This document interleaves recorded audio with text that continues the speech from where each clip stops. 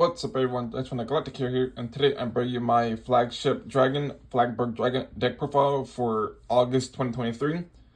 This is the deck that I have piloted last night and got second place with at my locals, going 3-1.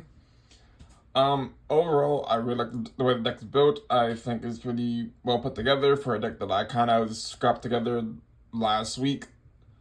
But I like the deck. It carried me, like I said, to a second place finish at my locals. So, yeah, let's just get into it. I am going to do things slightly different though. I'm going to go through all my grade 1s first. I'm going to grade 0s, then grade 1s, 2s, 3s, instead of going from 3 to 0. I'm decided to do the other way around, and obviously straight off the right line, and kind of give you guys a brief glimpse of what the deck does. So for the red line, it's pretty standard. You're running one Officer Cadet Charles. He is your basic grade 0 starter. When you used to go second, you draw a card, which never happens since you want to go first with the deck. So you always want to run a die roll and try to go first with it. Next up is one copy of in your red line is Inroad Shooter. When he's brought upon by your grade 2, he basically comes himself out from to rearguard circle. And if your Vanguard is Flagburg, he basically gets intercept and plus 2k power, which is nice. Plays well to 10k beater with intercept. Basically rivals all your grade 2s or use them as boosts like I do. Just keep him in the back row, boost up all your other units. For the grade 2 in your red line, you play one Ascendant's Assault. What his skill is, when he's read upon, you can reveal a Flagburg Dragon or an Inroad Shooter to combat the rear guard, or if you don't reveal them, you can soul blast another card, basically being your grade 1, to call him to rear guard circle.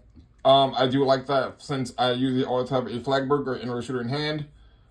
His skill basically is free to call it from soul, which is always super nice. And and what he does is when you're one of your other rear guards attacks, if your Vanguard is Flagburg, you can combat one to restand them, which means if you have 2 of them on field, you can attack with the first one, attack the second one, restand the first one, attack with the first one again for your third attack, restand the other one, and get 4 attacks in before you even attack with your Flagburg or your usually your Cannon Shouting Dragon, which is always super nice to have.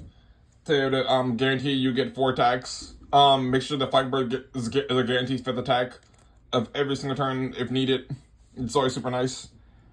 And for the final card of my red deck is, of course, your main Vanguard, being Ship Dragon, Flagburg Dragon. And what his skill is, auto on Vanguard Circle, when he attacks a Vanguard, you Con Blast 1, you activate all the following depending on how many attacks you did this turn. For 3 or more, you draw a card. For 4 or more, your opponent chooses 2 of the rear guards and retire it. And for 5 or more, you can you can make him gain 10k power. And if your opponent will guard from hand, they have to use 3 or more cards in their hand to guard his attack. This means if they wish to perfect guard his attack, they have to use 4 cards from hand, which is always super nice. Elementarial Sanctitude, I think I punched that card. That card does stop that effect from activating since it's a Blitz order, which kind of does suck a little bit, but that's fine. Since most time you're going to play one of it really, so most time it's heavy pressure on hand. And since Flagburg is usually your last attack, if you hit any triggers, you're powering up Flagburg with extra criticals. Since the deck doesn't run heavy crits, you do want to power him up with as much criticals as possible, and basically make your opponent punishes your opponent for getting his for not like guarding his attack, whatever. But it's always super nice to make, especially like decks that heavily rely on rear guards, like Clarissa. It punishes them since my opponent has to guard their 2 on rear guards, which it's of their choice, which kind of sucks. But if your deck heavily relies on rear guards, it does make it so that your rear guards you basically keep losing rear guards even if you draw cards. You have to waste those cards to either guard attack or just lose your while also losing rear guards, which kind of puts you heavy pressure. Plus, with all the multi-attacking onto the Vanguard or even your other rear guards, it does like hurt decks a lot. So that's it for the right deck. For the main deck, for our trigger lineup, we are running 4 copies of Abyss Temptation. critical triggers. This is your standard 15k shield critical trigger. We're also running for other critical triggers, running 2 Sylvan Horn Beast, Jackalope, just another critical trigger from the start deck, and 1 copy of Expiring Maiden. This is an effect critical trigger that you'd never really use the effect of. Is another critical trigger. You do run 7 crits in the deck. It's because I figure 7 crits is a lot better than having 8 crit. Since you don't really need 8 crits, and most times you end the game before the 8 crit even becomes a possibility. We do run 3 copies of Lost Child of Attachment, and 1 Sylvan Horn Beast, the Squirrel. For our draw triggers, you do run 4 draws. Just because getting extra draw power does help, and since it's 5k shield, it's a lot easier to pitch it for your ride deck instead of having to pitch an important card from your hand, which is always super nice. So I do prefer pitching the draw triggers for my in my ride phase instead of pitching other important cards from my hand that I might need later on. We're running 4 Deer for our hair triggers. That's the only one I had access to at the moment time recording this video. If there are effect hail triggers for this deck, I will be buying them. But for the time being, I'm just running with just the generic start deck hail triggers. So that's kind of all I had really access to. And then for your over trigger, you're running 1 copy of the Source Dragon Deity of Blessing. What it does is when it's revealed during a drive check, you give 1 unit 100 million power. Then you can draw a card, choose a unit. It gets a critical +1 to end of turn. On all your four units gets 10k power, and you hit a damage if your damage is more than your more equal to your opponent's. So basically, it's like kind of like all the triggers put together into one. People say I should run the red heal the red over trigger, but I feel like this one works better for me since it does heal me, and since Flagburg is using my last attack during the turn, it can usually giving Flagburg extra criticals is always super nice with since he is usually your last attack. Giving him extra criticals and hitting damage that since you need a lot of this deck is very counterblast heavy. It's always nice that you have to be able to heal damage and just get extra counterblast off. It's always super nice. For our grade 1s,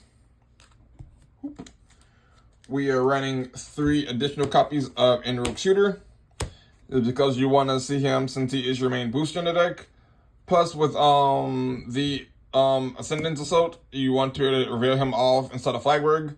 In my personal opinion, I like revealing him instead of Flagburg since I don't want my opponent to know that I have a Persona Ride for next turn. It doesn't really matter. But I do like revealing him for the cost of Ascendance Assault since it's just my personal preference. Plus, he's also super cool, being a 10k beater, a 10k booster, which is always super nice. Next up, running 3 copies of High Rate Burst Dragon. And what it does is when it's placed on Rearguard Circle, if your Vanguard is Flagburg, you can give one of your other rearguards the ability where if it's the first battle turn or more, you can counter +1 and still +1 to restand it, which helps you basically just get extra attacks in per turn. Usually I discard him also if I don't need him. I would discard him or the draw triggers, but which one I have for my German red phase since he doesn't really. Since he both needs Counterblast and Soul Blast, it kind of hurts a little bit. There is a card that I need to replace him for. I just don't remember the name of the card off the top of my head. But I will be replacing him for that card whenever I find it, since it only requires a Counterblast. It's super nice. Plus, his effect kind of clashes with the effect of Inlet Post, which kind of sucks a little bit. But if I don't have Inlet Posts, I will use this effect to get the extra restand power, just to guarantee that I get to 5 or 6 attacks per turn. Next up, we're running 4 copies of Tear Knight. I do not know how to pronounce her name, but what she does is active once per turn on Rearguard Circle. If I have if Flagburg is my Vanguard, I can counterblast 1 and discard a card from hand to choose a grade 3 or less unit in my drop zone, call it the Rearguard Circle, and it gets power plus 5k. Which basically helps me get back Soul Blast copy of the Flagburg Dragon to call the field. get back Inlet Pulses, or get back my Cannon Shelling Dragons if they get retired, or I end up psyching them for something else I need, which is always super nice. Just to help build pressure up, and if in case I get to the point where I need extra attacks in, or I have no real hand or field to call units, I can just kind of, if I have a random card against pitch, fair scale, it'll work out just to get back something to kind of apply pressure to my opponent, which is always super nice. Next up, we're running 3 copies of this perfect this effect perfect guard. Basically, if you have 2 less cards in your hand, you can discard a card. You don't have to discard a card. So you protect your unit. And then we have 1 Elementar Sanctitude, so I'll have 1 copy. This is the one that I use for heroes. I kind of switch it out back and forth with the deck I'm playing. This is the 4th hero perfect guard, which is always super nice to have. If I was to take out anything from this deck, I'd probably release him down to like maybe like 1 or 2 copies. Same thing with, I'll probably reduce her down to like 3 maybe, if you need more space in the deck for whatever reason. Since I don't play 4 copies of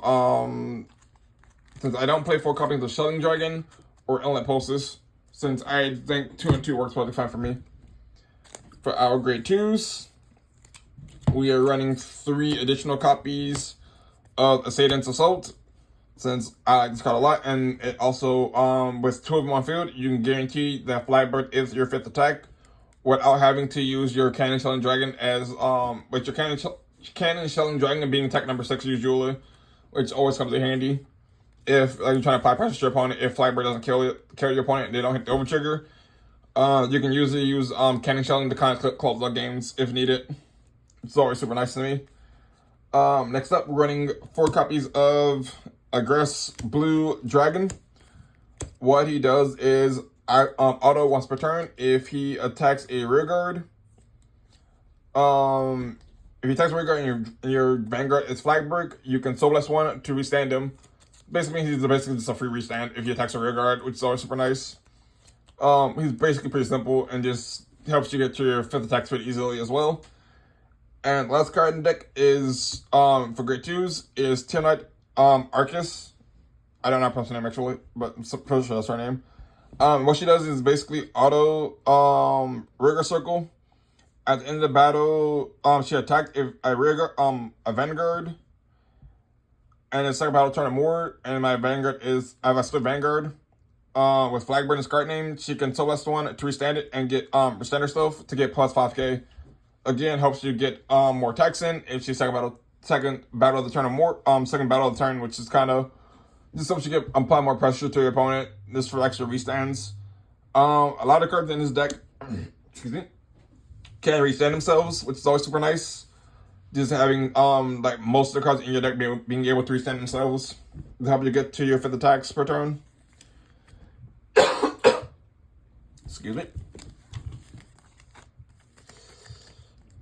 The last cards in the deck are 3 additional copies of Flagship Dragon and Flagburg Dragon for obvious reasoning. He's your main Vanguard, Persona rides and everything, and he basically makes your deck go insane.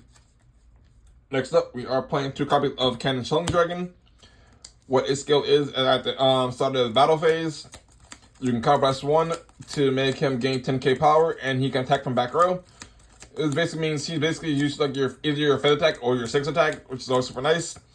And if he would be switch from if you would switch circles from the back row, he can switch to basically side to side. So instead of having to only go back up front and back, forward and back, he can go side to side.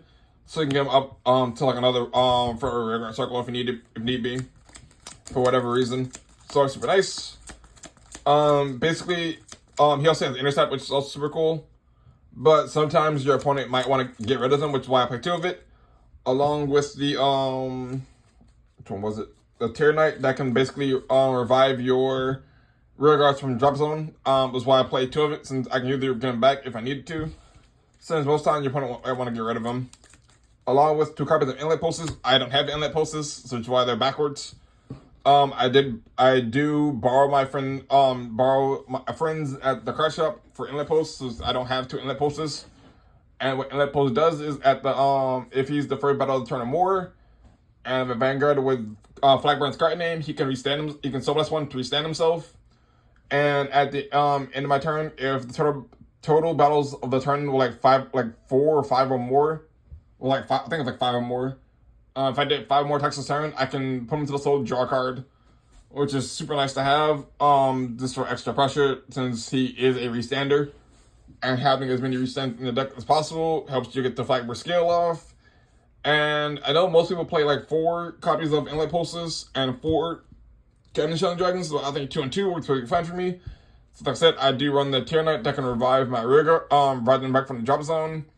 Plus, I think that earning potentially an extra 4 grade 3s will possibly break up the deck a little bit more. So I just don't want to run the extra grade 3s, since I personally think 2 and 2 works totally fine. But that could be my the Grand Blue player in me speaking, since in Grand Blue I can just revive cards like it's nobody's business, so that could be the issue, but who knows.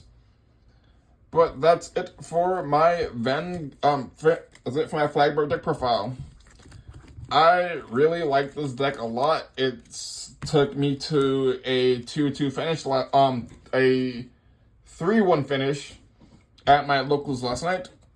The deck overall is pretty aggressive. Most of the cards in here can restand themselves, and it's just heavy pressuring your opponent's back rearguards and Vanguard and making them drop a lot of hand. So let me know what you think of the deck profile down below. Let me know what changes you think I should make to it. And like the video and subscribe to the channel, because we're trying to reach 500 by the end of the year. But that's all I got for you. So until next time, this is Jaxx Finn, signing off.